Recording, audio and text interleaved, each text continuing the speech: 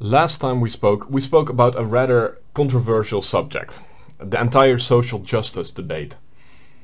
And I don't really like talking about polarizing controversial subjects. I'm a really nice guy, you know. So I thought this time we should talk about something that's way more agreed upon, like something hardly anyone ever argues about. Gender. The meaning of gender has changed. Originally it used to be tied to your biological sex. Male was for someone who was biologically a male. This is no longer the case. These days gender is more tied to how they identify themselves. And it's no longer tied to biological sex.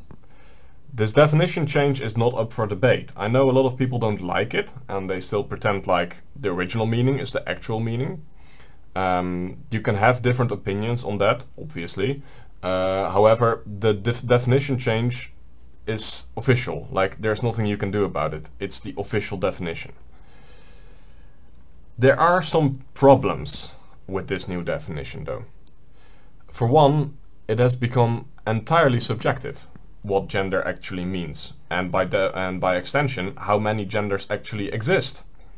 It ranges anywhere from 2 from the more traditional people all the way up to 117.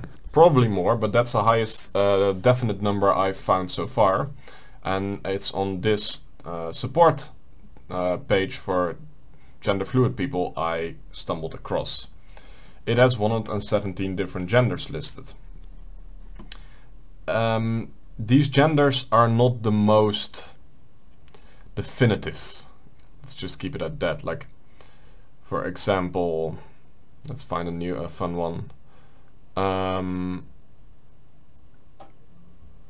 Ego gender. A gender that is so personal to your experience that it can only be described as you. That's actually one of the more definitive and better described genders on this list. There are some very weird ones, but I chose this one because it's actually a very good example of another problem with it. Gender has basically gotten a new meaning over the years. It's become synonymous with character and personality. As this gender describes, this specific gender only works for this specific person. In other words, it's just the description of that person's character. This number of genders is completely unpractical. And we are still trying to use it in a practical way, because gender is still listed on a lot of identification cards, especially here in the Netherlands. I believe recently, as recent as 2018, it has become possible to add a third option on your identification card. I believe it's called Other in Dutch, obviously. This has a problem though, because identification cards are used for identification. It's not used to describe someone's character. So if you accept that you can use a third gender that isn't definitive, then you basically given up on identifying someone by their gender. I know this rant is a little unstructured and a bit chaotic. It's because it's not scripted. But I do hope I've managed to explain why I feel like the current meaning of the word gender has become muddied and impractical and doesn't really help anyone in its current form. But I've always been taught to not criticize something unless you can come up with a better alternative. So I actually tried thinking about that a little. And what I would suggest is going back to the original sex, biological sexes. Just male and female and, okay, intersex, because there is a small but significant minority of people who have biological traits of both sexes. Basically those three. But for that to work, we do have to let go of the current stereotypes that are associated with these sexes. Well, I guess intersex doesn't really have a stereotype, but male and female definitely do.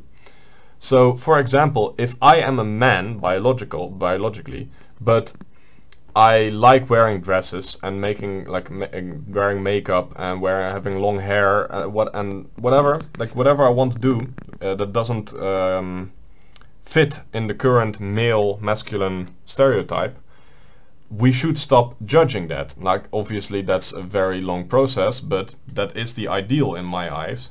Because if that's the case, then people should no longer have to feel trapped in the description, in their physical description, and the fact that they are male. And if they no longer feel trapped, then we can just say, yeah, that person is, no, Daniel, he's a male, and that's all, that only describes my physical characteristics and not the way I decide to behave myself.